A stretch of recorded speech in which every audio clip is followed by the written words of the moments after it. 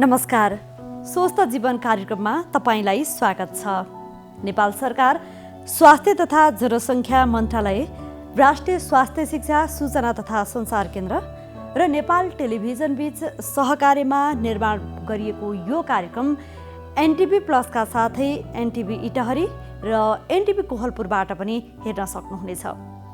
नेपालको संविधानले स्वास्थ्य सम्बन्धी हकलाई नागरिकको मौलिक हकका रूपमा प्रत्याभूत गरेको छ। समृद्ध नेपाल, सुखी नेपालीको राष्ट्रिय आकांक्षा पूरा गर्न आवधिक योजनाहरूमा पनि गुणस्तरीय स्वास्थ्य सेवामा जनताको पहुँच वृद्धि गर्ने लक्ष्य राखिएको छ भने आधारभूत स्वास्थ्य सेवामा राज्यको लगानी पनि वृद्धि भइरहेको छ। स्वास्थ्य सेवामा आम नागरिकको पहुँच वृद्धि गर्न भएका प्रयासहरूका साथै हरेक व्यक्तिले आफ्नो स्वस्थ जीवनका लागि अवलम्बन गर्नुपर्ने उपायहरूबारे हामीले यो कार्यक्रममा चर्चा गर्नेछौँ।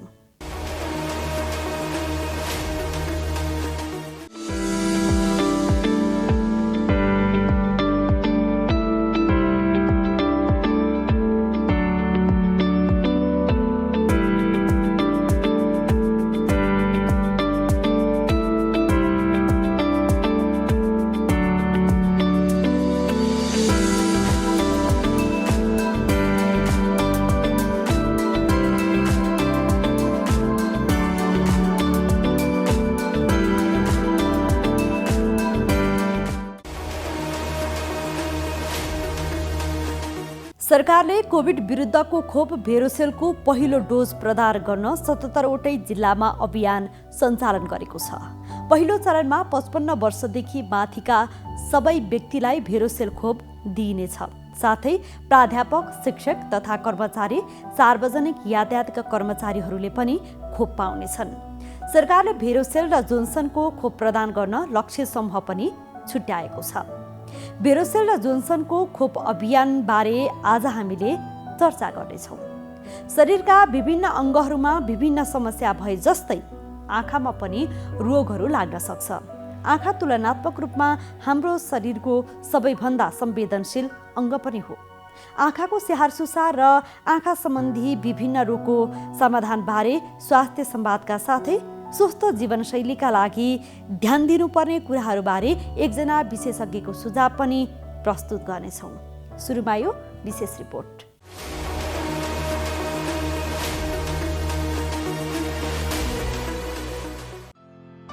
सरकारले कोभिड विरुद्धको खोप भेरोसेलको पहिलो डोज प्रदान गर्न 77वटै जिल्लामा अभियान सञ्चालन गरेको छ। पहिलो चरणमा 55 वर्षदेखि माथिका सबै व्यक्तिलाई भेरोसेल खोप दिइनेछ। सरकारले भेरोसेल र जोन्सनको खोप प्रदान गर्न लक्षित समूह पनि छुट्याएको छ। स्वास्थ्य तथा जनसङ्ख्या मन्त्रालयले 55 वर्षदेखि माथिका सबै व्यक्तिलाई भेरोसेल खोप दिने निर्णय गरेको हो।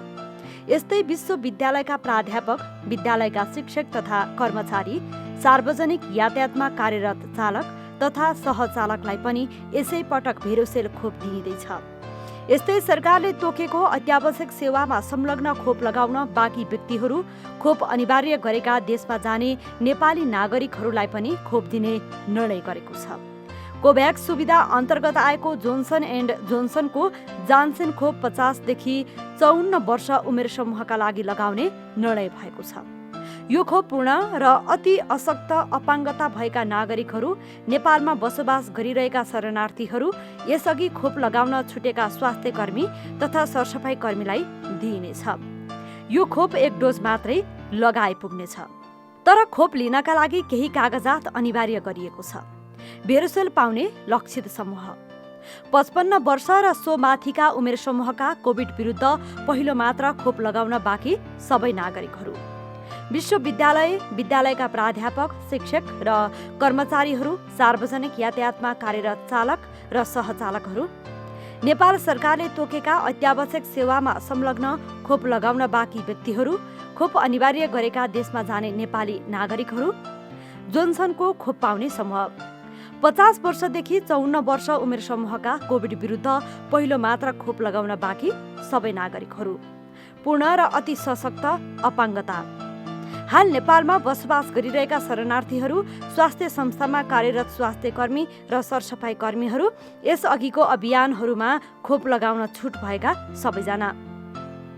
उमेर समूहको हकमा उमेर खुल्ने आधिकारिक प्रमाणपत्र, नागरिकता, पासपोर्ट, सवारी चालक प्रमाणपत्र, शैक्षिक प्रमाणपत्र र सो नभएमा पालिका वडाबाट उमेर प्रमाणित कागजात। सार्वजनिक यातायातका चालक सहचालकहरूको हकमा आधिकारिक परिचय पत्र र सवारी साधनसहित व्यवसायी सङ्घबाट तथ्यगत विवरण माग गरी प्रमुख जिल्ला अधिकारीबाट प्रमाणित सूचीको आधारमा। अत्यावश्यक सेवा प्रवाह प्रमुख जिल्ला अधिकारीले तोकेका सेवाहरूमा संलग्न व्यक्तिहरूको हकमा आधिकारिक परिचय पत्रका आधारमा। विश्वविद्यालय र विद्यालयका शिक्षक एवं कर्मचारीहरूको हकमा सम्बन्धित संस्थाको आधिकारिक परिचय पत्रको आधारमा। खोप अनिवार्य गरेका देशमा जाने नेपाली नागरिकहरूको हकमा पासपोर्ट र भिसाको आधारमा। पूर्ण र अति अशक्त अपाङ्गता भएका नागरिकको हकमा नेपाल सरकारले जारी गरेको प्रमाणपत्रको आधारमा खोप प्रदान गरिनेछ। नमस्कार सबैलाई, म डाक्टर रमेश महर्जन, म इमर्जेन्सी फिजिसियन। सबैलाई अहिलेको अवस्थामा म सबै दाजुभाइ दिदीबहिनीहरू, आमा बुवाहरू, भाइ बहिनीहरू सबैलाई म अनुरोध गर्न चाहेँ। यो कोभिडको अहिलेको हामी जुन यो दोस्रो महामारीकोमा अवस्थामा छौँ, यसमा कतिपय हामी दाजुभाइ दिदीबहिनीहरू, आमा बुवाहरू, बालबच्चाहरू कोभिड लाएर पनि हामी जुन होम आइसोलेसन घरैमा आफै बसिराख्नु भएका छन्, उहाँहरू आफ्नो शरीरको ख्याल आफैले हामी कसरी गर्नुपर्छ भन्दाखेरि जुन नियमित हामीलाई चाहिने बेसिक सरसफाइ, त्यसमा खानपिनहरू हामीले त्यसलाई चाहिँ विचार गर्नुपर्छ। खालि हामी चाहिँ सुतेर मात्रै बस्ने होइन, आफू एउटै कोठामा बसे पनि हिँडुल गरौँ, खुल्ला ठाउँ छ भने हामी जाउँ, त्यसमा मास्क लगाइयो, मास्कलाई अनिवार्य रूपमा प्रयोग गरौँ। खालि हामीले खानेकुरा खाँदा मात्रै र जसरी अब म अहिले बोलिरहेको छु र तपाईँसँग यो कुरा प्रश्न राख्नलाई मात्रै मैले निकालेका हौँ, यो चाहिँ अनिवार्य रूपमा हामी राखौँ। घरमा पनि एक र अर्कासँग कुरा गर्दा पनि हामी प्रयोग गरौँ, बच्चाहरूलाई पनि अझ लगाऊँ, बुढाबुढीहरू आमा बुवाहरूलाई पनि झन् हामी यो लगाइदिउँ। सबैले कुरा गर्दा यो लाउँदाखेरि अप्ठ्यारो मान्नु पर्दैन। यही रुगा खोकी जस्तो मात्रै होइन कि यो अहिलेको कोभिड भनेको यो श्वास प्रश्वासबाट नै बढी मात्रामा जाने भएकोले हामीले यो मास्कलाई अनिवार्य रूपमा सबैमा लगाऊँ। अनि यो मास्क पनि हामीले एकचोटि लगाएपछि दोस्रोचोटि लगाउनलाई पाइएछ नयाँ होइन भने यसैलाई नै सफा साबुन पानीमा चोपेर धोएर पनि यसलाई पुनः प्रयोग गर्न सकिन्छ। यसलाई मारमुर पार्ने होइन, चोप्ने धुनेर सफा गरेर सत्त राखेर सुकाएर पुनः फेरि पनि हामी प्रयोग गरौँ। एउटा पुगेन भने दुईटा प्रयोग गरौँ। त्यस्तै अर्को गर्नुपर्ने हामीले नियमित रूपमा साबुन पानीले हात मुख धुने। जसरी हामी बिहान उठ्दाखेरि पानीले मुख धुन्छौँ भने दिउँसो पनि धुौँ, साँझ पनि धुौँ र सुत्नु अगाडि पनि धुौँ। यति गर्दाखेरि कमसेकम हाम्रो हातमा भएको कीटाणु, यो मुखमा भएको कीटाणुहरू, यो भाइरस मात्रै होइन अरू पनि हामीलाई सक्दैन रोग हामी अझ बाँच्छौँ भने त्यसपछि यो दुईटाबाट अर्को सम्पर्कमा नजिक सकभर हामी, किन भन्दा यो सर्ने नै हामी, त्यही भएर हामी भिडभाड नगरौँ, भिडभाडमा नजाउँ भनेको कारण नै यो हो। त्यो सँगसँगै बसेको छ भने हामीलाई खानुपर्ने मुख्यतया झोल चिजहरू जस्तो तातो पानी हामीले खाँदा नियमित रूपमा हामीले एक ग्लासमा राखेर 2-3 घन्टामा हामी खाँदै गरौँ।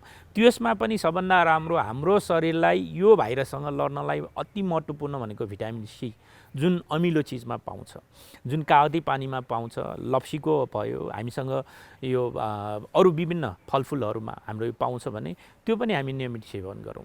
त्यो सँगसँगै हामीले यो हाम्रो नेपालीको चलन त क्वाटी खाने चलन छँदैछ, वर्षको एकचोटि होइन, अहिले बिरामी भएको बेलामा हरेक दिनै खाऊँ।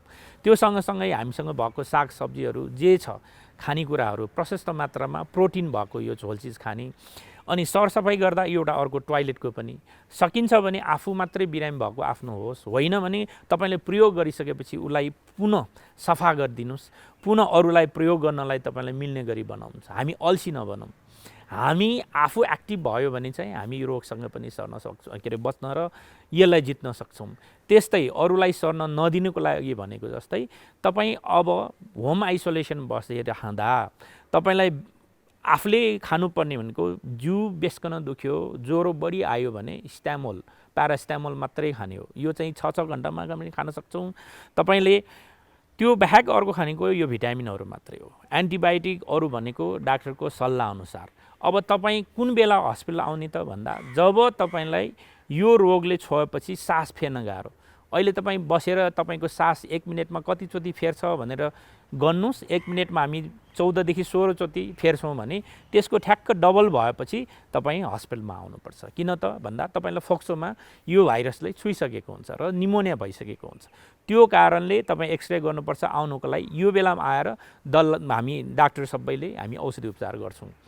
त्यो सँगसँगै हामीले एउटा घर पनि एउटा त अहिलेको अवस्थामा साँच्चै हो भने नर्सिङको केयर भन्छौँ। यो भनेको हामीले बिरामीलाई गर्ने, यो घरमा भएको बिरामीलाई घरको मान्छेले पनि हामी सेवा दिनुपर्छ। त्यसको लागि जसरी हामी हस्पिटल बस्ने डाक्टर, नर्स, प्यारामेडिक्स हामी सबैले जसरी मास्क लाउँछौँ, त्यसपछि आँखा छोप्ने भाइजर लाउँछौँ, पन्जा लाउँछौँ र गाउन लाउँछौँ। तपाईँ यो मात्रै पनि हामी लगाएर घरमा भएको घरकै मान्छेले पनि यो कोभिड भएको बिरामीको सँगै गएर उसलाई चाहिएको चिज सेवाहरू हामी गर्नुपर्छ। र त्यो दिइसकेपछि तपाईँले लगाएको लुगा जस्तो एउटा कोठाभित्र तपाईँ छुट्टै राख्नुहुन्छ र बाहिर आउनुहुन्छ भने एउटा बाल्टिनमा साबुन पानी राख्नुहोस्। त्यसमा तपाईँले लगाएको यो ग्लोभ्स, पन्जा, यो लुगा सबै फेरि धुनुहोस्, त्यसलाई पखालेर सुकाउनुहोस्। यही नियमित हामी प्रक्रिया गऱ्यौँ भने बिरामीलाई पनि सेवा दिन सकिन्छ र बिरामीलाई घरैमा पनि हामी ठिक पार्न सक्छौँ। त्यो अर्थमा तपाईँ हामी यो सबै मिलेर नै यो रोगलाई चाहिँ जित्नुपर्छ। हस्, यति भन्दै म आफूलाई बिदा लिन्छु। हस्, धन्यवाद। नमस्कार, म डाक्टर रमेश महर्जन, म इमर्जेन्सी फिजिसियन। अब अहिले हामीले हस्पिटलमा देखिरहेको पुनः फेरि हस्पिटलमा भर्ना भएका बिरामीहरूको पनि र हामीले ठिक गरेर पठाएको यो कोभिडको बिरामीलाई घरमा आफ्नो मान्छेहरूले छुनबाट डराउने, उहाँलाई हेरविचार गर्नबाट डराउने अवस्थाहरू पनि देखिसकेका छौँ।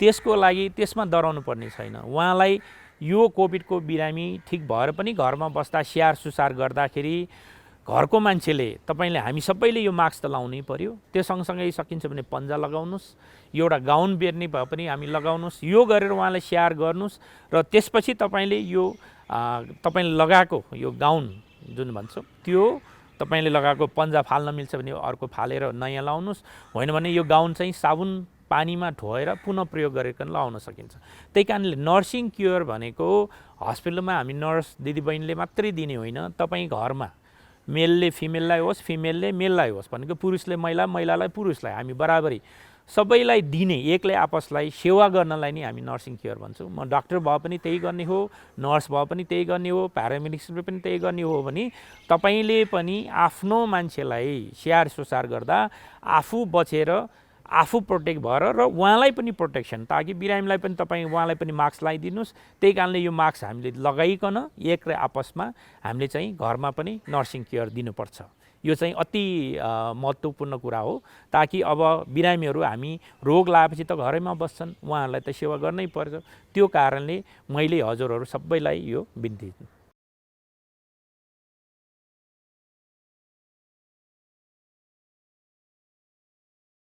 अहिले यो फारम भर्नेको सङ्ख्या चाहिँ कमसेकम पनि 13 लाखभन्दा माथि छ अहिलेको अवस्थामा। र यसको मुख्य भरिनुको मुख्य उद्देश्य भनेको नेपालभरिमा यो चाहिँ खोप लगाउन इच्छुक व्यक्तिहरू को छन् त, कतिजना छन् र उहाँहरूले चाहिँ कुन कुन ठाउँमा गएर खोप लगाउने इच्छुक हुनुहुन्छ भनेर एउटा स्वैच्छिक यो आवेदन चाहिँ भर्न लगाइएको हो। यसको वेबसाइट खोल्ने बित्तिकै vaccine.musp.gov.np मा जाने बित्तिकै तपाईँलाई यो चाहिँ वेबसाइट ओपन हुन्छ। ओपन हुने बित्तिकै त्यहाँ हामीले फ्रन्ट लाइनमै लेखिदिएको छ यो फारम किन भर्ने भनेर।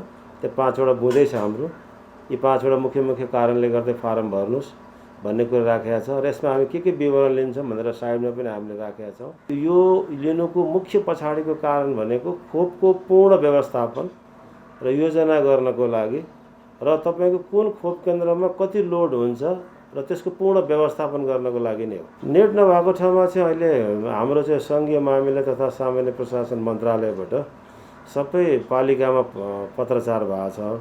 हामीले पनि हाम्रो च्यानलबाट रिक्वेस्ट गरेका छौँ र चाहिँ उहाँहरूलाई पाइक पर्ने वडा कार्यालय छ भने, उहाँलाई पाइक पर्ने स्वास्थ्य संस्था छ, उहाँलाई पाइक पर्ने पालिकै कार्यालय होला, त्यहाँनिर गएर उहाँले म इच्छुक छु, मलाई चाहिँ यो चाहिँ मेरो विवरण टिपिदिनुहोस् भन्ने बित्तिकै उहाँले विवरण टिपाउन सक्नुहुन्छ र त्यसलाई पछि लगेर डिजिटलाइज गरिदिने काम चाहिँ हुन्छ। अथवा उहाँले त्यहीँनिर उहाँको सहयोग लिएर पनि डिजिटलाइज गर्न सक्नुहुन्छ। यो फारम भर्ने बित्तिकै खोप लगाउने सुनिश्चितता चाहिँ हुँदैन। होइन। तर के हुन्छ भन्दाखेरि स्वास्थ्य तथा जनसङ्ख्या मन्त्रालयले अब जुन उमेर समूहको जुन वर्गलाई खोप लगाउने भनेको र तोकिएको हुन्छ, त्यही तोकिएको ग्रुपभित्र परेको बेलामा चाहिँ उहाँहरूले चाहिँ आफूले यो भरेको विवरणको आधारमा यहाँबाट एउटा युनिक आइडी पाउनुहुन्छ। त्यो युनिक आइडी देखाएर उहाँहरूले चाहिँ एउटा प्राथमिकताको लाइनमा बसेर खोप चाहिँ छिटो पाउने चाहिँ सक्नुहुन्छ। फारम नभर्नेलाई चाहिँ खोपै लगाउन नपाउने भन्ने चाहिँ हुँदैन।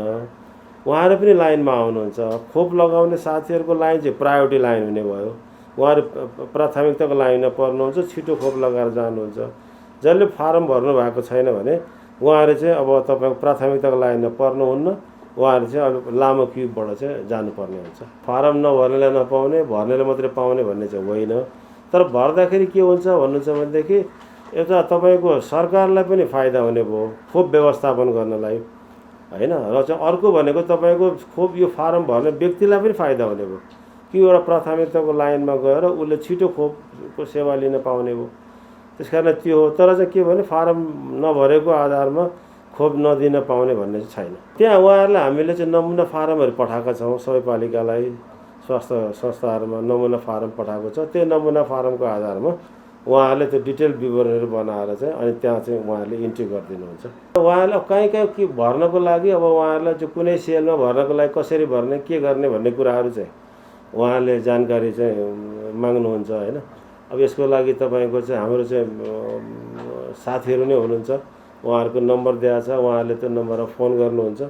फोन गरेको आधारमा उहाँहरूको जे जिज्ञासा छ त्यसलाई हामीले चाहिँ मेटाउने गरेका छ। त्यसले गर्दा त्यस्तो ठुलो समस्या छैन। नमस्कार, म डाक्टर प्रकाश राज नेउपाने, वरिष्ठ क्यान्सर सर्जन। यो कोभिडको जुन महामारी भइराखेको छ, यस्तो अवस्थामा हामीले विभिन्न 2-3टा स्टेप विचार गर्नुपर्छ। एउटा चाहिँ यसको बेसिक कुराहरू, सोसियल डिस्टेन्सिङ गर्ने, मास्क लगाउने, सेनिटाइजर गर्ने, हात धुने, यो बेसिक कुराहरू कहिले छोड्नु हुँदैन। दोस्रो चाहिँ हामीहरूले शङ्का लाग्यो भने अथवा कोही आफ्नो टचमा आएको जस्तो लाग्छ भने, कुनै सिम्टम छ भने गएर PCR चेक गर्न अथवा एन्टिजेन चेक गर्न पनि ढिलो गर्नु हुँदैन।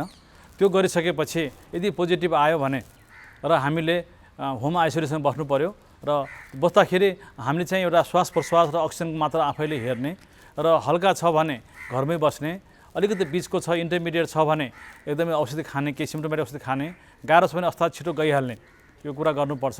र सँगसँगै यसको रोकथामको लागि सरकारले जुन रोलअप गरेको छ, अहिले आएको छ भ्याक्सिनहरू, यसमा लिन म कन्जुसाइ गर्नु हुँदैन। यो एकदमै सेफ छ। हामीले सकेसम्म छिटो 2टा भ्याक्सिन लगाउनुपर्छ र भोलिको अवस्थामा हामीले अरूलाई पनि बचाउनलाई हामीले चाहिँ सबैले आफ्नो छेरछिमेकमा सबैलाई जनचेतना जगाउनुपर्छ। बेला बेलामा टिभीहरू हेर्ने, सरकारको निर्देशन पनि मान्नुपर्छ र हामीले चाहिँ सँगसँगै क्यान्सरका बिरामीहरू छन् भने झन् यसमा हामीले विचार ध्यान दिनुपर्छ। किनभने क्यान्सरका बिरामीलाई कोभिड लाग्यो भने मृत्युदर धेरै हाई छ र त्यसो भएको हुनाले हामी क्यान्सरका बिरामीहरू क्यान्सरको आफ्नो फिजिसियनको कन्ट्याक्टमा बस्नुपर्छ र डायग्नोसिस गर्नलाई ढिलो गर्न हुँदैन। उपचार गर्ने, फलोअप गर्ने कुराहरूमा चाहिँ क्यान्सरको डक्टरको सल्लाह अनुसार अगाडि बढ्नुपर्छ। अब हामी के छ भने अहिले यो कोभिडको चाहिँ फर्स्ट वेभ आयो, सेकेन्ड वेभ आयो, थर्ड वेभ आयो र हामी कहाँ अहिले हामी सेकेन्ड वेभमा छौँ। धेरै मानिसले भन्ने गर्छन् चाइनामा चाहिँ फर्स्ट वेभ आएपछि सेकेन्ड वेभ, थर्ड वेभ आएन कि भन्छौँ। किनभने उनीहरूले जुन सुरुको कुरामा फर्स्ट वेभमा जे काम गरेका थिए त्यसलाई एक दिन पनि छोडेनन्, कन्टिन्युअसली कन्सिस्टेन्टली एउटा कोअर्डिनेटेड वेमा काम गरे र उनीहरूले चाहिँ अहिले पनि कन्ट्याक्ट ट्रेसिङलाई, आइसोलेसनलाई, क्वारेन्टाइनलाई र PCR टेस्टिङलाई, भ्याक्सिनलाई उत्तिकै महत्त्वपूर्ण दिएका छन्। त्यसो भएको हुनाले चाइनामा चाहिँ राम्रो भएको छ। जस्तो उदाहरणको लागि वहाँ अहिले भनौँ न कुनै जिम अथवा स्विमिङ पुल अथवा कुनै सिनेमा हल, फुटबल गेमहरू खुला छ, तर त्यहाँ जाने मानिस सबैको रेकर्ड राख्छ उनीहरूले, को हेर्न आएको थियो। त्यो आएको मानिस कुनै एकजना मानिसलाई पोजिटिभ देख्यो भने त्यो सबैलाई बोलाएर उनीहरूले within a hour, within a day सबैलाई क्रस चेक गर्छ, जबसम्म अनि उनले पत्ता लगाउँछ कसलाई कसलाई पोजिटिभ छ भनेर। त्यसरी कन्ट्याक्ट ट्रेसिङ, आइसोलेसन, क्वारेन्टाइनको कुराहरू उनीहरूले र टेस्टिङको कुराहरू उनले एक दिन पनि, एक सेकेन्ड पनि उनीहरूले चाहिँ त्यसलाई कम गरेको छैन र जनताले पनि सहयोग दिएका छन्। त्यसो भएको कारणले उहाँ चाहिँ अहिले फर्स्ट वेभ सकेपछि सेकेन्ड थर्ड वेभ आएको छैन भने हुन्छ। र त्यो कुरा हामीले यहाँ पनि लागू गर्नुपर्छ। हामीले सबैले लागू गर्नुपर्छ। यो चाहिँ सबैले, स्वास्थ्यकर्मी होस्, सञ्चारकर्मी होस्, सुरक्षाकर्मी होस्, राजनीतिज्ञ हुन्, समाजका सबै मानिसहरूले लागू गर्नुपर्छ। एकदमै लागू गऱ्यो भने चाइनाको जस्तो हामी पनि सायद खुल्लमखुल्ला हामी हिँड्न सक्छौँ। झाडापखाला रोग जुनसुकै उमेरका मानिसलाई जहिले पनि लाग्न सक्छ, तर विशेष गरी गर्मी तथा वर्षातको मौसममा झाडापखाला बढी मात्रामा फैलन्छ र कहिलेकाहीँ महामारीको रूप पनि लिन्छ। झाडापखाला रोग लाग्न र महामारी हुन नदिन खानेपानी भकभकी उमालेर वा फिल्टर गरेर वा क्लोरिन प्रयोग गरेर वा सोडिस विधिद्वारा निर्मलीकरण गरी शुद्ध र सुरक्षित पानी मात्र पिउने गरौँ। पानी राख्ने भाँडा सफा राख्ने र पिउने पानीलाई सधैँ छोपेर राख्ने गरौँ। खानेपानीको स्रोत वा मुहान सधैँ सफा राखौँ। खाना बनाउनु अघि, खानु अघि र खुवाउनु अघि दिसा पिसाब गरेपछि, बच्चाको दिसा सफा गरेपछि र फोहोर वस्तु छोएपछि सधैँ साबुन पानीले मिची हात धुने गरौँ। फोहोर, बासी, सडे गलेको, झिङ्गा भन्केको र खुला रूपमा राखिएका खानेकुराहरू नखाऊ। काँचै खाइने खानेकुराहरू र फलफुल सफा पानीले राम्ररी पखालेर मात्र खाऊ। घुङ्गी, गङ्गटा, माछा, मासु जस्ता खानेकुरा खाँदा ताजा र राम्ररी पकाएर मात्र खाऊ। सबैले चर्पीमा मात्र दिसा पिसाब गर्ने र बच्चाको दिसा पिसाब पनि चर्पीमा नै लगी फाल्ने गरौँ। घर, आँगन र चर्पी सधैँ सफा राखौँ। घर र गोठको फोहोरलाई उचित तरिकाले विसर्जन गरौँ। यदि कसैलाई झाडापखाला लागिहालेमा शरीरबाट झाडापखालाको रूपमा जति पानी खेर गएको छ त्यति नै अनुपातमा पुनर्जलीय झोल बनाएर खाने र खुवाउने। बच्चालाई झाडापखाला लाग्दा पुनर्जलीय झोलसँगै जिङ्क चक्के दिनको एकपटक 10 दिनसम्म नबिराई खुवाउने। स्तनपान गरिरहेको बच्चालाई झाडापखाला लागेमा पटक पटक स्तनपान गराइरहने। झाडापखाला हुँदा भातको माड, दालको रस, गेडागुडी वा तरकारीको रस प्रशस्त मात्रामा खाने र खुवाउने। साबिकमा जस्तै खानेकुरा खाने र खुवाउने। घरेलु उपचारबाट झाडापखाला नरोकिएमा बिरामीलाई तुरुन्त नजिकको स्वास्थ्य संस्थामा लगी उपचार गराउँ। नमस्कार, मेरो नाम अर्चना श्रेष्ठ हो र म चाहिँ अहिले काठमाडौँ विश्वविद्यालयमा उपप्राध्यापकको रूपमा काम गरिरहेको छु र आज जीवनशैलीको बारेमा चाहिँ थोरै जानकारीहरू दिनेछु। स्वस्थ जीवनशैलीको लागि दुईटा कुरा एकदमै महत्त्वपूर्ण हुन्छ। एउटा चाहिँ पोषणयुक्त खाना र अर्को चाहिँ शारीरिक व्यायाम। पोषणयुक्त खाना भन्नाले चाहिँ हामीले ब्यालेन्स डायट पनि भन्छौँ र त्यसमा धेरै प्रकारको खानाहरू पर्छ र अहिले धेरै अनुसन्धानहरूबाट पनि हामीले जानिसकेका छौँ कि कस्तो खालको खाना चाहिँ स्वस्थकर हुन्छ र कस्तो खालको खाना चाहिँ स्वस्थकर हुँदैन। स्वस्थकर खानामा चाहिँ सबैभन्दा अग्रम स्थानमा चाहिँ यो फलफुल र सागसब्जीहरू नै पर्छ। तरकारी सागसब्जीहरू नै पर्छ र तरकारी सागसब्जी चाहिँ हामीले दिनको 5 छाक चाहिँ खानुपर्ने हुन्छ। एकै छाकमा दुईचोटि गर्दा पनि हुन्छ, त्यसमा आलु चाहिँ पर्दैन। र अर्को चाहिँ साबुत अन्न भन्छौँ हामीले, जुन चाहिँ यो हाम्रो अहिले चाहिँ हामीले बजारमा पाउने सेतो चामल होइन, सेतो यो मैदाको जुन खानेकुराहरू हो त्यो चाहिँ एकदमै अस्वस्थकर खानेकुराहरू हो। र स्वस्थकर खानामा चाहिँ साबुत अन्न, खैरो चामलको भात भयो, त्यसमा होइन आटाले बनेको खानेकुराहरू, आटाको रोटीहरू, अनि त्यो चाहिँ स्वस्थकर खानेकुराहरूमा पर्छ। र अर्को चाहिँ धेरै चिनी भएको खानेकुराहरू र पेय पदार्थहरू जस्तै कि यो कोक, फ्यान्टाहरू जुन अहिले बजारमा हामीले देखिरहेछौँ, त्यसमा पनि एक बोतल कोकमा अथवा फ्यान्टा, पेप्सीमा चाहिँ 6देखि 8 चम्चासम्म चिनी हुन्छ। अनि चिनी पनि हाम्रो लागि चाहिँ एकदमै नकारात्मक असर गर्छ। र अर्को चाहिँ जुन शारीरिक व्यायामको कुरा गरेँ, शारीरिक व्यायाम भनेर चाहिँ त्यो जिमखानामा गएर व्यायाम गर्नु पर्दैन। हामी चाहिँ आफ्नो जीवनशैली चाहिँ सक्रिय बनाउनु पर्ने हुन्छ। जस्तै यसमा चाहिँ हामीले एक हप्तामा 150 मिनट जति चाहिँ ठिक्क लेभलको चाहिँ शारीरिक व्यायाम गऱ्यो भने चाहिँ त्यसमा छिटो हिँड्ने होइन, उठबस गर्ने अथवा डोरी खेल्ने अथवा बिहान अथवा बेलुका मर्निङ वाक, इभिनिङ वाकहरू गर्ने। र यो शारीरिक व्यायाम भन्ने कुरा चाहिँ बिहान उठेरै गर्नुपर्छ भन्ने पनि जरुरी छैन। कुनै पनि समयमा आफूलाई पाएको पर्ने समयमा गर्दाखेरि चाहिँ हुन्छ। कार्यक्रममा यहाँहरूलाई पुनः स्वागत छ। अब चर्चा गरौँ आँखामा हुने समस्या र उपचारबारे। शरीरका विभिन्न अङ्गहरूमा विभिन्न समस्या भए जस्तै आँखामा पनि रोगहरू लाग्न सक्छ। हामीले आँखाको उचित स्याहार सुसार गर्दै पनि कहिलेकाहीँ विभिन्न खाले समस्याहरू देखिन सक्छ। आँखा तुलनात्मक रूपमा हाम्रो शरीरको सबैभन्दा संवेदनशील अङ्ग पनि हो। आँखाको स्याहार सुसार र आँखा सम्बन्धी विभिन्न रोगको समाधानबारे विशेषज्ञसँग गरिएको स्वास्थ्य संवाद अबको क्रममा।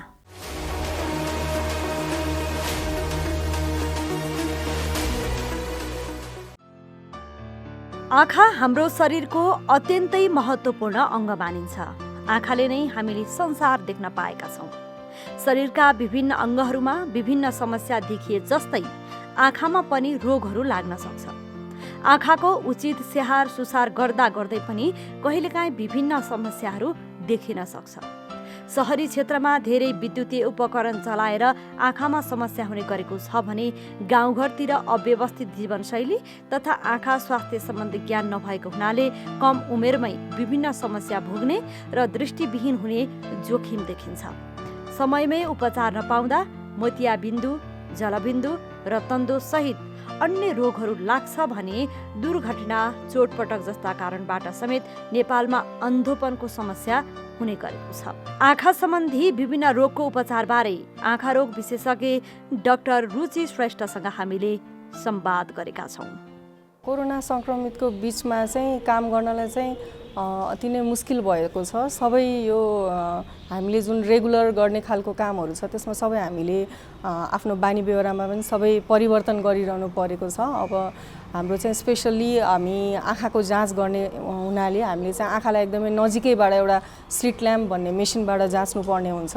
त्यसले गर्दाखेरि हामी बिरामीको एकदमै नजिकबाट चाहिँ हामीले हेर्नुपर्ने हुन्छ र त्यसबाट प्रोटेक्सन गर्नको लागि चाहिँ हामीले अहिले एउटा ब्रेथ सिल्ड भन्ने एउटा सिसाको एउटा ब्यारियर जस्तो हुन्छ, हामीले त्यो चाहिँ एउटा स्लिट ल्याम्पमा हालेको छौँ। त्यसले गर्दा फेरि चाहिँ नजिकै कन्ट्याक्ट भए पनि एउटा ब्यारियरले गर्दाखेरि कोरोना संक्रमितबाट चाहिँ अलिकति छेकिन्छ भन्ने चाहिँ हामीले एउटा त्यो प्रोटेक्सनको रूपमा लिएको छौँ। अर्को चाहिँ हामीले बिरामीलाई जाँच्दाखेरि चाहिँ अनिवार्य रूपमा चाहिँ मास्क लगाउने र हामीले पनि अनिवार्य रूपमा मास्क लगाउने गरेका छौँ र बिरामी जाँच्दाखेरि चाहिँ हामीले ठाउँ ठाउँमा अस्पतालमा चाहिँ दूरी कायम गरौँ, हात साबुन पानीले धोएर मात्रै अस्पताल प्रवेश गरौँ, टाइम टाइममा सेनिटाइजर लगाउने गरौँ भन्ने खालको विधिहरू चाहिँ हामीले गरेका छौँ। कोरोना संक्रमण भएका संक्रमितहरूमा चाहिँ आँखाको कस्तो खालको समस्या देखिन्छ?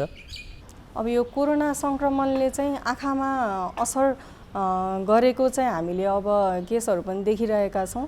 कोरोना संक्रमण पनि आफै पनि आँखाबाट पनि सर्ने गर्दछ। आँखाको चाहिँ आँसुबाट चाहिँ स्पेसली आँखा पाकेको व्यक्तिहरूको चाहिँ कोरोना संक्रमणको एउटा लक्षण चाहिँ आँखा पाक्ने पनि हो र त्यो आँखा पाकेको व्यक्तिहरूको आँसुमा चाहिँ कोरोना भाइरसको चाहिँ भएको चाहिँ विज्ञहरूले पुष्टि पनि गरेका छन् र त्यसरी पनि कोरोना भाइरस सर्दछ। र अर्को यो आँखा पाक्नुको साथसाथै अलिकति दृष्टिमा असर पार्ने, आँखाको नसाहरूमा असर पार्ने खालको पनि त्यस्तो समस्याहरू पनि देखा पर्दै आएको छ।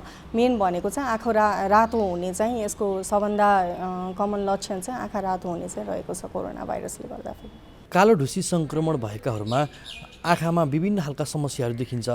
आँखाको र कालो ढुसी संक्रमणको खास सम्बन्ध चाहिँ के हो त?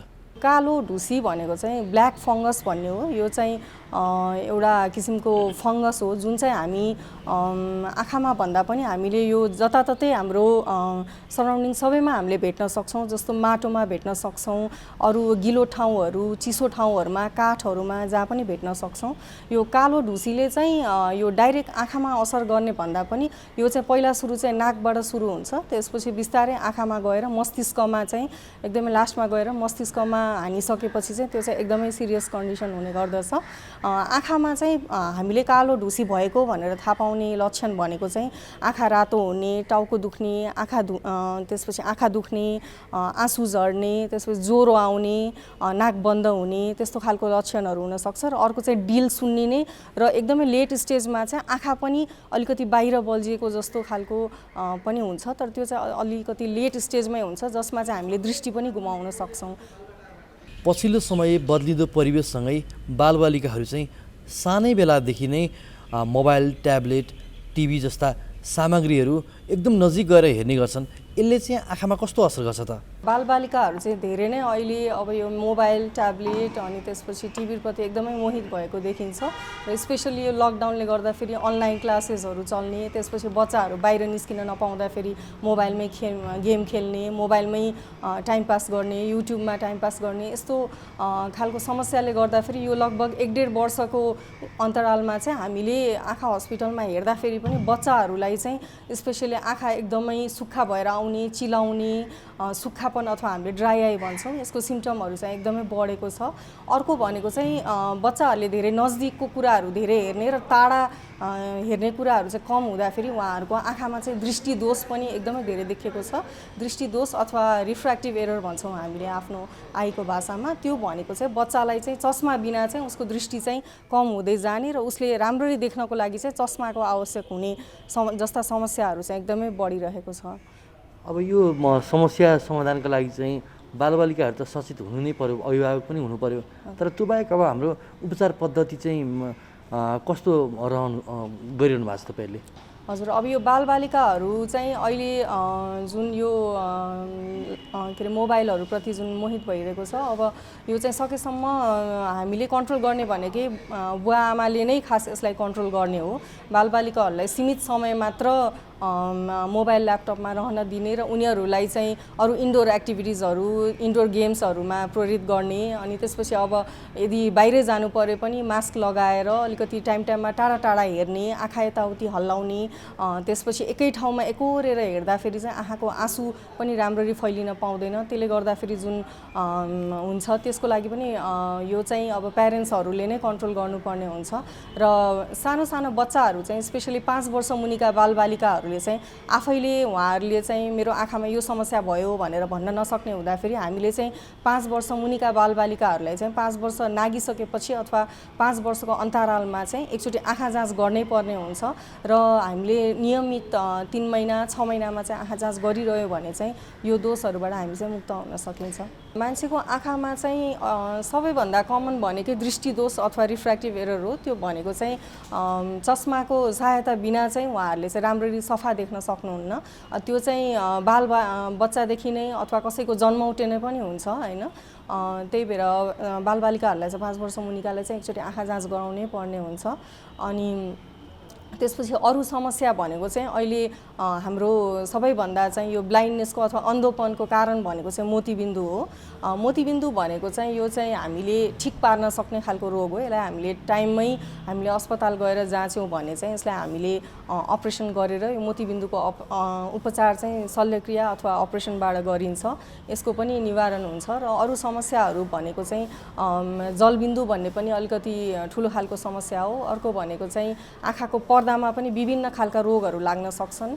अहिलेको यो जुन सेडेन्ट्री लाइफस्टाइल छ यसले गर्दाखेरि डायबिटिजको बिरामीहरू, प्रेसरको रोगीहरू हुनुहुन्छ, उहाँहरू चाहिँ बढिरहनु भएको भएर उहाँहरूको चाहिँ पर्दामा समस्या आउने गर्दछ। र अर्को चाहिँ 40 कटिसकेपछि चाहिँ नजिकको देख्नलाई चाहिँ समस्या हुने गर्दछ। त्यही भएर 40 कटिसकेको सबैजना व्यक्तिहरूले चाहिँ आँखा जाँच चाहिँ टाइममा गर्नुपर्ने हुन्छ। किनभने उहाँहरूको चाहिँ नजिकको दृष्टि चाहिँ गुम्दै जाने हुन्छ। त्यो चाहिँ उमेरले गर्दाखेरि हो, कुनै रोगले गर्दाखेरि होइन। र अरू पनि आँखामा विभिन्न खालका आँखा रातो हुने, पाक्ने, आँखा दुख्ने, आँखाको प्रेसर बढ्ने, यस्तै खालका विभिन्न रोगहरू चाहिँ हुने गर्दछन्। रेटिनामा खास गरी कस्ता समस्याहरू आउने गर्छन्? रेटिना भनेको चाहिँ आँखाको एकदमै महत्त्वपूर्ण अङ्ग हो, जसमा चाहिँ हामीले देखेको कुराहरू चाहिँ रेटिनामा जुन इमेज बन्छ त्यही चाहिँ हामीले ब्रेनमा इन्फर्मेसन पाएपछि चाहिँ हामीले देख्ने हो। अब रेटिनाको समस्या भनेको चाहिँ अहिले एकदमै धेरै बढिरहेको छ। अब यो सुगरको बिरामीहरू, त्यसपछि प्रेसरको रोगीहरू हुनुहुन्छ। यसले गर्दाखेरि चाहिँ आँखाको पर्दाको चाहिँ यो सुगर कन्ट्रोल नहुँदा, प्रेसर कन्ट्रोल नहुँदाखेरि आँखामा जुन रगतको नसाहरू हुन्छ त्यसमा चाहिँ एकदमै कमजोरी हुने, रगतको नसाहरू फुट्ने, आँखामा रगत जम्ने, त्यसपछि पर्दाहरू तानिने अथवा पर्दा फाट्ने खालको समस्या नै हुन्छ। अर्को भनेको चाहिँ दृष्टिदोष भएका व्यक्तिहरू जसको चाहिँ पावर -6 भन्दा बढी हुन्छ, उहाँहरू पनि पर्दा फाट्ने प्रति चाहिँ एकदमै उहाँहरूको पनि पर्दा फाट्ने लक्षणहरू चाहिँ देखिन सक्छ। त्यही भएर उहाँहरूले पनि 6-6 महिनामा हामीले चाहिँ पर्दा जाँच गर्नको लागि चाहिँ नानी फुलाएर हेर्नुपर्ने हुन्छ। त्यो भनेको चाहिँ हामीले अस्पताल गइसकेपछि हामीले त्यहाँ अस्पतालमा एउटा ड्रप हालिदिन्छौँ। त्यसले चाहिँ हाम्रो आँखाको नानीलाई फुल्लाइदिन्छ। त्यसलाई चाहिँ लगभग 10 देखि 15 मिनट लाग्छ। अनि त्यसपछि त्यो नानी फुलिसकेपछि मात्र हामीले यो आँखाको पर्दा जाँच गर्न सक्छौँ। अर्को चाहिँ 40 वर्ष कटिसकेपछि चाहिँ उमेरले गर्दाखेरि पनि आँखाको पर्दामा दागहरू बस्दै जाने, शरीरमा भिटामिनको कमीहरूले गर्दाखेरि पर्दामा दाग बस्ने, यस्तो खालको समस्याहरू पनि हुन सक्छ। रेटिनामा चाहिँ हामीले पहिल्यै जस्तो उमेरले गर्दाखेरि भएको रोगलाई त हामीले केही गर्न सकिँदैन, तर धेरै जसो चाहिँ भिटामिनको कमीले गर्दाखेरि पर्दामा बस्ने बस्ने जुन दागहरू हुन्छ हामीले चाहिँ त्यसलाई एज रिलेटेड म्याकुलर डिजेनरेसन भन्छौँ। यस्ताको रोकथाम गर्नको लागि चाहिँ हामीले मल्टिभिटामिनहरू चाहिँ वृद्धहरूलाई चाहिँ खुवाउँदाखेरि चाहिँ फाइदा भएको देखिन्छ एउटा। अब अर्को चाहिँ दृष्टिदोष भएको मैले अघि नै भने -6 डायोप्टर भन्दा बढी भएको व्यक्तिहरूले चाहिँ आँखामा भुसुना जस्तो उड्ने, आगोको झिल्का जस्तो उड्ने त्यस्तो टाइपको सिम्टमहरू आयो भने चाहिँ तुरुन्त अस्पताल गएर नानी फुल्लाउनु पर्ने हुन्छ, किनकि त्यस्तो व्यक्तिहरूको चाहिँ आँखामा पर्दा फाट्ने चान्सेस चाहिँ बढी हुन्छ। तर हामीले त्यसलाई टाइममै हेरेर त्यसमा चाहिँ आँखामा प्वाल पर्न लागेको अथवा त्यसमा प्वालहरू पत्ता लाग्यो भने चाहिँ त्यसलाई टाइममै लेजर गरेर रोक्न सकिन्छ। त्यही भएर भुसुना उड्ने जस्तो खालको अनि त्यो आगोको झिल्का जस्तो आउने खालको सिम्टम आयो भने चाहिँ तुरुन्त सम्पर्क गर्नुपर्ने हुन्छ। अर्को मेन रेटिनामा समस्या भनेको चाहिँ सुगरका बिरामीहरू, प्रेसरका बिरामीहरू हुनुहुन्छ। उहाँहरूले पनि आँखामा चाहिँ दृष्टि कसरी गुमिरहेको छ त्यो चाहिँ उहाँहरूलाई ज्ञान हुँदैन। त्यही भएर उहाँहरूले टाइममा एउटा आँखा छोपेर दृष्टि ठिक छ कि छैन भनेर टाढा हेरेर अथवा टाइममा 3 देखि 6 महिनामा चाहिँ रेगुलर पर्दा जाँच गर्न सक्नुभयो भने चाहिँ त्यो रोकथामहरूबाट पनि हामी बच्न सकिन्छ। शरीरका अन्य अङ्गमा लागेको घाउचोटले गर्दा आँखामा कस्तो खालको असर गर्छ त? हजुर, जस्तो अब हात खुट्टामै चोट लाग्दाखेरि त रेटिनामा असर गर्ने चान्सेस कम हुन्छ, तर टाउकोमा चोट लाग्दाखेरि चाहिँ आँखाको पर्दामा चाहिँ चोट लाग्ने, पर्दा सुन्निने, पर्दा फाट्ने यस्तो खालको समस्याहरू चाहिँ हुनसक्छ। र पर्दा बाहेक आँखामा चोट लाग्दाखेरि चाहिँ हाम्रो आँखाको नानीमा असर पर्ने, त्यसपछि आँखाभित्र चाहिँ लामो समयसम्म इन्फेक्सन हुने अथवा जलबिन्दु हुने, अनि त्यसपछि आँखाको नसालाई थिचेर त्यसले चाहिँ बिस्तारै बिस्तारै दृष्टि गुमाउने त्यस्तो खालको समस्याहरू चाहिँ हुनसक्छ चोटले गर्दाखेरि। अनि खानपानले पनि आँखामा कस्तो असर गरिरहेको हुन्छ? हाम्रो खानपान भनेको चाहिँ मेन गरी यो बच्चाहरूमा चाहिँ भिटामिन ए को कमी भयो भने चाहिँ उहाँहरूलाई चाहिँ रतन्दो भन्ने रोग लाग्न सक्छ। त्यही भएर हामीले चाहिँ बच्चाहरूलाई भिटामिन ए युक्त खानेकुराहरू जस्तो सागपात भयो, फर्सी भयो, गाजरहरू भयो, यस्तो खालको खानेकुराहरू हामीले नियमित सेवन गऱ्यौँ भने चाहिँ यो रतन्दो भन्ने रोगबाट चाहिँ हामीले बचाउन सक्छौँ। यो भनेको पनि पर्दालाई असर गर्ने एउटा ठुलो समस्या हो। पछिल्लो समय फेसनकै लागि चस्माहरू लगाउनेहरू हुनुहुन्छ धेरैजना, यसले चाहिँ आँखामा कस्तो खालको असर गर्छ? फेसनको लागि लगाउने भन्दा पनि हामीले स्पेसली यो सनग्लासेसहरू लाउने चाहिँ अब फेसनमा पर्दछ हैन। सनग्लासेसमा पनि स्पेसली हामीले अल्ट्राभायोलेट रेजहरू प्रोटेक्ट गर्ने खालको चस्मा लायौँ भने चाहिँ हामीले जुन सूर्यको किरणबाट हुन सक्ने अल्ट्राभायोलेट ड्यामेज हुन्छ आँखामा त्यसबाट चाहिँ हामी बच्न सकिन्छ। अब सल्लाह लिएर प्रोटेक्सनको ग्लासेसहरू लाउँदाखेरि चाहिँ त्यस्तो असर नपर्ला, तर अब सल्लाह बिना मनपरी चस्मा लगाउँदाखेरि अथवा यतिकै मेडिकलमा गएर कुनै थोरै पावर हालेर यसरी लगाउँदाखेरि चाहिँ त्यसले असर चाहिँ पार्न सक्छ। जस्तो अब अहिले चाहिँ नानी फेर्न सकिन्छ, रेटिना फेर्न सकिँदैन भन्ने खालको पनि छ नि, यो ठ्याक्कै यसको अलिकति उपचार पद्धति नानीको र रेटिनाको सम्बन्ध अलिकति बताइन्न? हजुर, अब यो रेटिना फेर्ने अथवा आँखै फेर्ने भन्ने चाहिँ खास हुँदैन। मान्छेहरूले चाहिँ यो आँखा दान गर्ने अथवा आँखा फेर्ने भन्ने खालको बुझिराखेको हुन्छन्, तर आँखा दान भनेको चाहिँ हामीले जुन आँखाको यो कालो भाग हुन्छ त्यो मात्र हामीले फेर्ने गर्छौँ, त्यसलाई चाहिँ हामीले कर्निया भन्छौँ। हामीले अहिलेसम्म अब यो एकदमै डेभलप कन्ट्रीहरूमा पनि हामीले अहिलेसम्म फेर्न सकेको भनेको चाहिँ यो आँखाको नानी मात्र हो। नानीमा चाहिँ फुला परेमा अथवा दाग परेमा त्यसलाई चाहिँ हामीले अरू कुनै मरेको मान्छेहरूको चाहिँ 4 घण्टाभित्रमा उहाँहरूले चाहिँ त्यो नानी दान गर्नुभयो भने चाहिँ त्यो हामीले फेर्न सक्छौँ। तर रेटिना फेर्ने अथवा पुरै आँखा सिङ्गै फेर्ने त्यस्तो खालको चाहिँ विधि आइसकेको छैन। आँखा दान भन्नाले चाहिँ त्यो नानीको दान मात्र बुझिन्छ। अहिले चाहिँ प्रदूषण पनि बढ्दो छ, प्रदूषणले पनि आँखामा त असर गर्छ नि? प्रदूषणले गर्दाखेरि मेन भनेको चाहिँ हाम्रो आँखामा समस्या ल्याएको भनेको चाहिँ ड्राई आई नै हो। ड्राई आई भनेको चाहिँ आँखा रातो हुने, चिलाउने, बिजाउने, आँखाबाट आँसु झर्ने, आँखा खोल्न एकदमै गाह्रो हुने, आँखा झिमझिम हुने यस्तो खालको समस्या चाहिँ एकदमै आउँछ। तर हामीले प्रदूषणबाट बच्नको लागि प्रोटेक्टिभ चस्माहरू लगाउन सक्छौँ हैन। जस्तो बाइक चलाउनेहरूलाई उहाँहरूलाई चाहिँ एकदमै रिस्क हुन्छ। प्रोटेक्टिभ ग्लासेसहरू लिएर त्यसरी लगाउनु भयो भने चाहिँ डाइरेक्ट हावाले हान्न पाउँदैन र आँखालाई पनि ड्राई गराउन पाउँदैन। बच्चा जन्मिनु बित्तिकै अथवा अलिकति हुर्काउने टाइममा चाहिँ हाम्रो चाहिँ चलन कस्तो हुन्छ भने आँखामा पनि तेल हालिदिने, निदाउँछ भन्ने हुन्छ नि, तोरीको तेल हालिदिने अथवा केही तेलहरू हालिदिने हुन्छ, यो चाहिँ कतिको राम्रो हो? हजुर, यो आँखामा तोरीको तेल हाल्ने अथवा कसैले दुध पनि हाल्नुहुन्छ त्यो भनेको चाहिँ राम्रो। अब हाम्रो यो पुरानो चलन चल्तीमा चाहिँ खासै राम्रो चलन चल्ती त होइन। त्यसले गर्दाखेरि नै आँखामा असर पार्ने, बच्चाको आँखा धमिलो हुने, तेल हाल्यौँ भने चाहिँ त्यसमा कीटाणुहरू पनि चप्किने एकदम धेरै चान्स हुन्छ। त्यही भएर हामीले चाहिँ त्यो बानी चाहिँ हटाउनु पर्दछ। तेल हाल्नु राम्रो होइन। कसैले त दुध पनि हालेर आउनुहुन्छ अनि त्यसपछि बच्चाले आँखा अननोइङली मिच्दाखेरि चाहिँ आँखाको नानीमा घाउहरू हुने, आँखाको नानीको छाला पाछिने यस्तो खालको समस्याहरू पनि हुन्छ। एकदमै धेरै तातो र एकदमै धेरै चिसो ठाउँमा हामी जाँदा आँखालाई कसरी संरक्षण गर्न सकिन्छ? अब एकदमै धेरै तातोमा जाँदाखेरि चाहिँ हाम्रो आँखामा जुन नर्मल आँसुको मात्रा हुन्छ त्यो चाहिँ सुकेर जान्छ। त्यसले गर्दाखेरि हुने समस्या भनेकै सुक्खापन हो मेन भनेको। र अर्को चाहिँ चिसोमा जाँदाखेरि चाहिँ अब चिसोमा पनि अब आँखामा सुक्खापन हुने समस्या हुन्छ। तर स्पेसल्ली अब जस्तो यो हिउँहरूमा खेल्दाखेरि चाहिँ हिउँमा जुन डाइरेक्ट सनलाइट परेर जुन आँखामा असर गर्छ त्यो चाहिँ तातोले भन्दा पनि बढी असर गर्ने र फाइनली त्यही सुक्खापन हुने र कहिलेकाहीँ चाहिँ आँखाको पर्दामा समेत ड्यामेज गर्ने खालको त्यस्तो खालको पनि समस्या हुनसक्छ। चस्माको विकल्पमा आँखामा सर्जरी गर्नु चाहिँ कतिको उचित हो त? चस्माको विकल्प भनेको चाहिँ अब सर्जरी आएको छ, ल्यासिक सर्जरी भन्छौँ हामीले यसलाई। अब यो ल्यासिक सर्जरी भनेको चाहिँ हामीले जुन पावर लगाउनुहुन्छ त्यसलाई चाहिँ हामीले घटाएर चस्मा चाहिँ नलाउन मिल्ने खालको त्यो चाहिँ एउटा अपरेसन हो जसमा चाहिँ हामीले नानीलाई काटेर अनि त्यसपछि आँखाको चाहिँ पावर घटाउन सकिन्छ।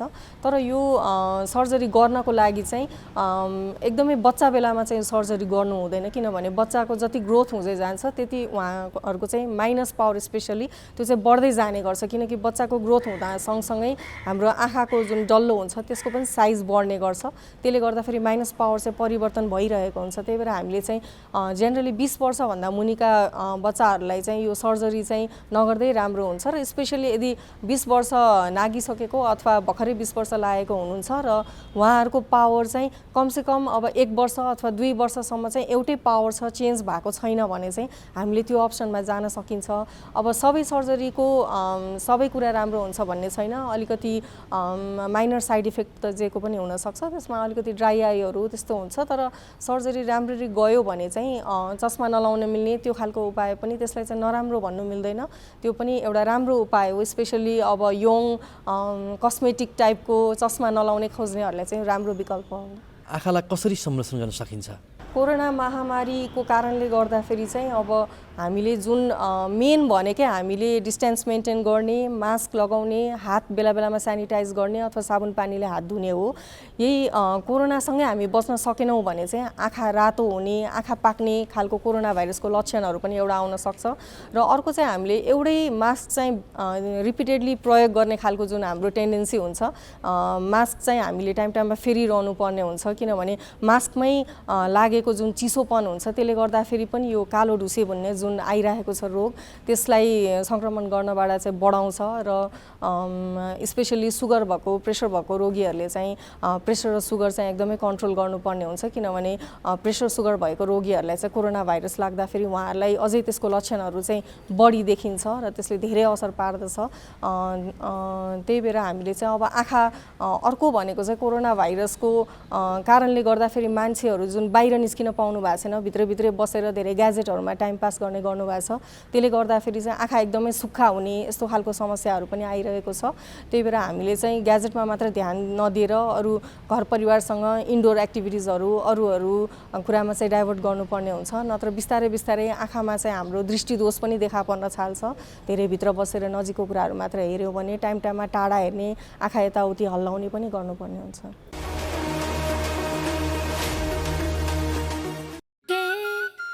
हात धुन्छौ र साबुन पानीले धुन्छु नि, कति बेला धुन्छौ र छिनछिनमै धुन्छु नि।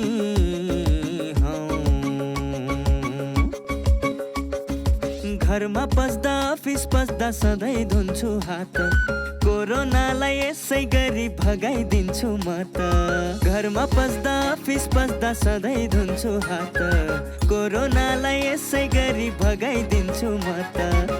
भान्सा छिर्नु अगाडि, खाना खानु अगाडि, जहाँ त्यही छोएपछि हातले छोपी खोकेपछि। हात धुन्छौ र साबुन पानीले धुन्छु नि, कति बेला धुन्छौ र छिनछिनमै धुन्छु नि। कोरोनाबाट बच्ने 3 उपायहरू: व्यक्ति व्यक्ति बीच 2 मिटर टाढा बस्ने, घरबाट बाहिर निस्कँदा मास्क लगाउने र बेला बेलामा साबुन पानीले मिची 20 सेकेन्डसम्म हात धुने। कोरोनाबाट आफू पनि बचौँ र अरूलाई पनि बचाउँ। नमस्कार, म प्राध्यापक डाक्टर विधानिधि पौडेल, हाल म कार्यकारी निर्देशक छु निजामती कर्मचारी अस्पताल मिन भवनमा र यहाँहरूलाई म आज सानो खानपानको बारेमा कुरा गर्न चाहन्छु।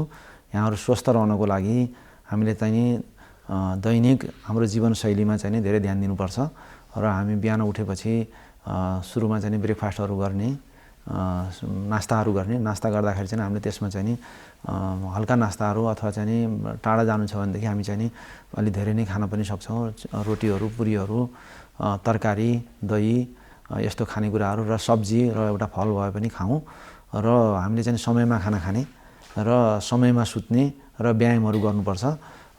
यति गर्दाखेरि हामी चाहिँ केही हदसम्म चाहिँ स्वस्थ रहन सक्छौँ भनेदेखि आज म यहाँ कब्जियतको बारेमा बोलेको हुनाले हामीले कब्जियत भन्नाले के बुझ्छौँ, के कब्जियत भन्नाले कस्तो किसिमको कब्जियत हुन्छ र कब्जियतलाई कसरी बुझ्न सकिन्छ भन्ने म भन्न चाहन्छु।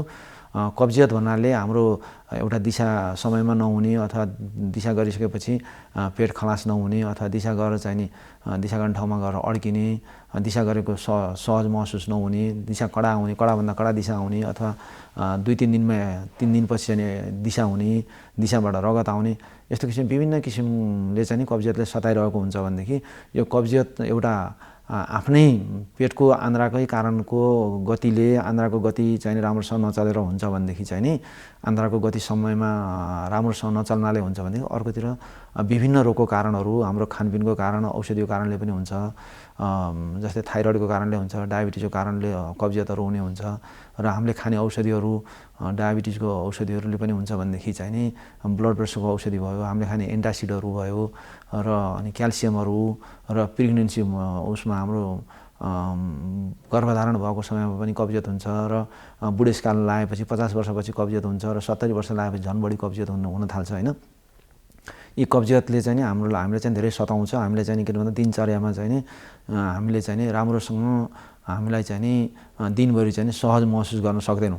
यसले चाहिँ नि हाम्रो जनसमुदायमा 1-31% चाहिँ नि यो कब्जियतले चाहिँ सताइरहेको छ भनेदेखि यसबाट छुटकारा पाउनलाई हामीले समयमा चाहिँ खाना खाने र सागसब्जीहरू बढी खाने र हामीले चाहिँ पानी चाहिँ दिनमा कम्तीमा पनि 2 लिटर भन्दा बढी नै पिउने, कमसेकम चाहिँ 8 गिलास चाहिँ पिउनुपर्छ र खानामा चाहिँ प्रत्येक खानामा चाहिँ सागसब्जी फलफुलहरू चाहिँ हुनु पर्यो र खानामा चाहिँ नि फाइबर मिसिएको खानाहरू जस्तै गहुँको रोटीहरू भयो, च्याख्लाहरू भयो, यस्तो खानेकुराहरू खाऊँ र यदि दिशा नै हुँदैन भने पनि हामी चाहिँ बिहान कसरी हुन्छ दिशा गर्ने चाहिँ कोसिस गर्नुपर्छ र दिशा हुँदैन भनेर दिशालाई चाहिँ हामी चाहिँ त्यसलाई टार्ने किसिमले होइन कि दिशा लाग्दा बित्तिकै दिशा गर्नुपर्छ र बिहान चाहिँ नि दिशा नभए पनि एकपल्ट चाहिँ टोयलेटमा बस्छौँ आधा घन्टा जति। त्यसो गर्दा पनि हामीले चाहिँ टोयलेट ट्रेनिङहरू हुनसक्छ र यदि दिशा हुँदैन कब्जियत हुन्छ भने कब्जियत भएको मान्छेले चाहिँ नि टोयलेटको सिटमा बस्दाखेरि जस्तै हामी कमोडमा बस्छौँ भनेदेखि आधा फुट जतिको चाहिँ नि पिर्का तल खुट्टा मुनि राखेर यसरी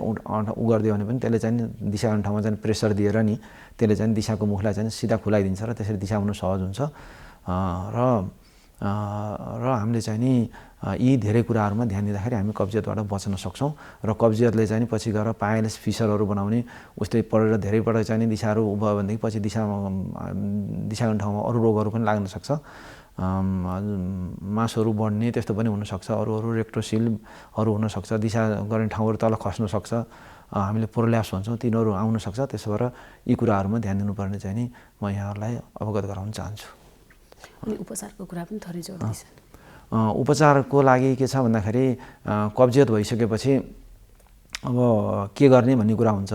कब्जियत भइसकेपछि साधारणतया कब्जियतको लागि चाहिँ आफ्नो नजिकको चिकित्सकसँग चाहिँ सल्लाह लिने, सकेसम्म चाहिँ नि ग्यास्ट्रोएन्टरोलोजिस्ट पेट्रोल विशेषज्ञसँगै चाहिँ तपाईँहरू जानु हुँदाखेरि राम्रो हुन्छ। किन भन्दाखेरि तपाईँबाट धेरै कारण अरू रोगहरूको कारणहरूबाट पनि कब्जियत हुने हुनाले चाहिँ नि त्यो एउटा कोलोनोस्कोपी गर्नुपर्ने पनि जरुरी हुनसक्छ कब्जियत भइसकेपछि र 50 वर्षभन्दा माथिको बिरामीले त कब्जियत भएपछि कम्पलसरी कोलोनोस्कोपी गर्नै पर्ने हुन्छ र औषधि उपचारको लागि जान पनि डाक्टरको सल्लाहबाट चाहिँ नि केही किसिमका धुलो औषधिहरू दिने अथवा चाहिँ नि लिक्विड औषधिहरू दिने, कब्जियत खुलाउनलाई दिने औषधिहरू हुन्छन्, धेरै प्रकारका औषधिहरू हुन्छन्। ती औषधिहरूको नियमित सेवन गर्ने र उस्तै पर्यो भने अब सेकेन्डरी कारणले अरू रोगको कारणले गर्छ भने त्यो अरू रोगको कारणले हुने चाहिँ नि औषधिले गर्दाखेरि पनि तपाईँ कब्जियतबाट चाहिँ छुटकारा पाउन सक्नुहुन्छ भनेदेखि र कहिलेकाहीँ अपरेसन गर्नुपर्ने अवस्था आउन सक्छ कब्जियतले गर्दा।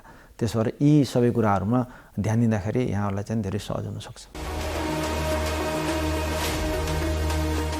दर्शकवृन्द, स्वस्थ जीवनका लागि स्वस्थ खानपान, बानी व्यवहार, जीवनशैली आदिमा ध्यान दिनुपर्छ। यी सबै कुराको सही रूपमा पालना भयो भने मात्र हाम्रो जीवनमा सकारात्मक प्रभाव पर्छ र हामी स्वस्थकर जीवनयापन गर्न सक्छौँ। सफल जीवनको मूल आधार पनि स्वस्थ शरीर नै हो। अव्यवस्थित दिनचर्याले हाम्रो स्वास्थ्यमा प्रतिकूल असर पारिरहेको हुन्छ। स्वस्थ जीवनका लागि ध्यान दिनुपर्ने कुराहरूबारे एकजना विशेषज्ञको सुझाव अबको क्रममा।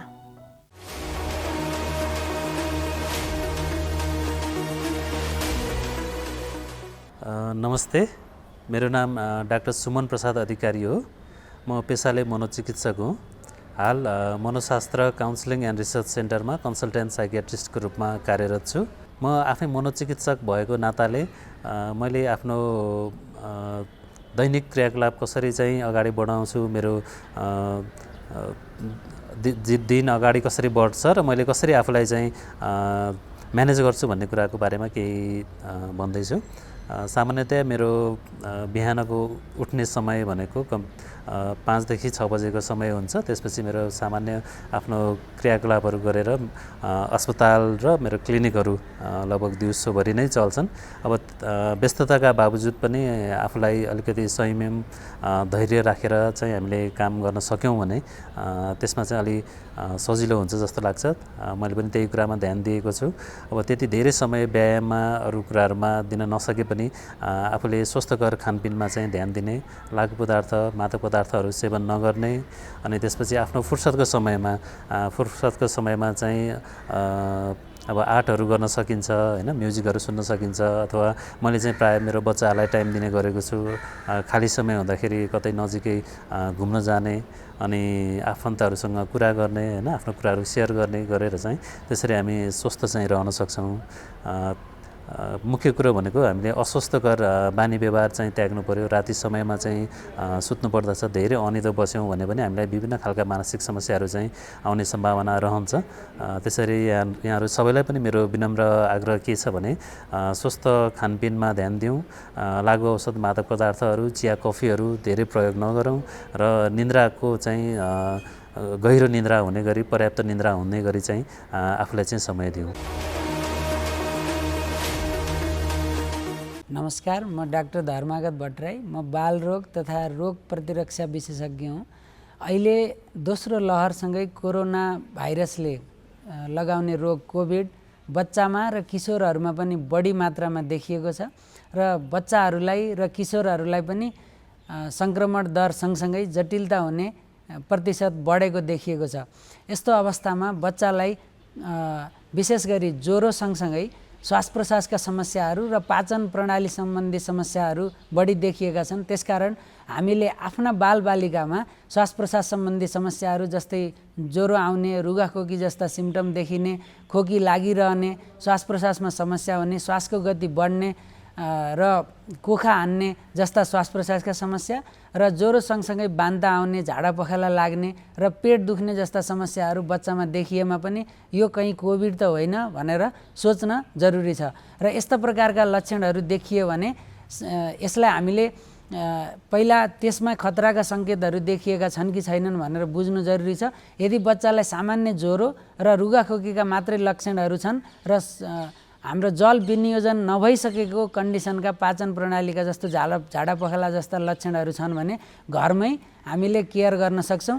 त्यस्तो अवस्थालाई सामान्य अवस्था भनिन्छ र जस्तो ज्वरोको लागि प्यारासिटामोल र जल विनियोजनको अवस्थामा रोक्नको लागि चाहिँ जीवन जल जस्ता कुराहरू हामीले घरमै दिन सक्छौँ। घरमा उपलब्ध भएका होम एभाइलेबल फ्लुइड भनेका घरमा उपलब्ध झोल पदार्थहरू दिन सक्छौँ र बच्चालाई पूर्ण रूपमा मोनिटर गर्न सक्छौँ। त्यसको लागि हामीले उसको तापक्रम नापिरहने र बेला बेलामा उसको अक्सिजनको स्याचुरेसन नापिरहने गर्न सक्छौँ। यदि बच्चाको अक्सिजनको स्याचुरेसन 92 या त्योभन्दा कम, अथवा बच्चाको श्वासको गति बढ्नु या बच्चाको कोखा हान्नु या बच्चाको शरीरबाट पानी र लवणहरू सिद्धिनु, जल विनियोजन हुनु, यस्ता प्रकारका लक्षणहरूलाई खतराको सङ्केत भनिन्छ। त्यस्ता खतराका लक्षणहरू देखियो भने हामीले बच्चालाई घर राखिरहनु हुँदैन, त्यसलाई तुरुन्तै अस्पताल लगिनुपर्छ र त्यस्तो अवस्थामा बच्चालाई अक्सिजनको, अरू औषधिहरूको र जल विनियोजनलाई पूर्ति गर्नको लागि नसाबाट दिइने फ्लुइड्सहरूको जरुरत पर्न सक्छ। त्यस्ता जटिल कन्डिसनहरूमा हामीले स्वास्थ्य संस्थाको मद्दत लिन जरुरी छ र बच्चालाई कोभिड भइसकेपछि सामान्य अवस्थामा जब घर राखिएको छ उसलाई केयरटेकरको निगरानीमा आइसोलेट गरेर राख्न जरुरी छ। तर त्यति बेला उसका क्रियाकलापहरू, उसको श्वासको गति, उसको अक्सिजनको स्याचुरेसन, तापक्रम जस्ता कुराहरू हामीले मोनिटर गरिरहन जरुरी छ। बच्चालाई कोभिड भइसकेको अवस्थामा यस्ता सावधानी अपनाउन जरुरी छ भने कोभिड नभइसकेको स्थितिमा उसको शारीरिक, मानसिक र सामाजिक स्थितिको पनि हामीले देखभाल गर्न जरुरी छ। शारीरिक स्थितिलाई चुस्त राख्नको लागि हामीले बच्चाको पोषणमा कुनै पनि प्रकारको कमी ल्याउनु हुँदैन।